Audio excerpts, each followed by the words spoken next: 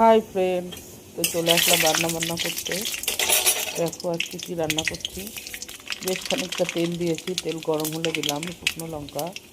শুকনো লঙ্কাটা যখন একটু পোড়া পোড়া হয়ে গেল তখন দিলাম সরিষা।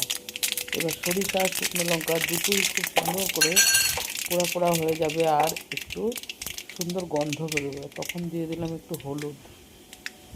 এবার হলুদটা দেওয়ার পরে শাকটা দিয়ে দিলাম। এই শাকটা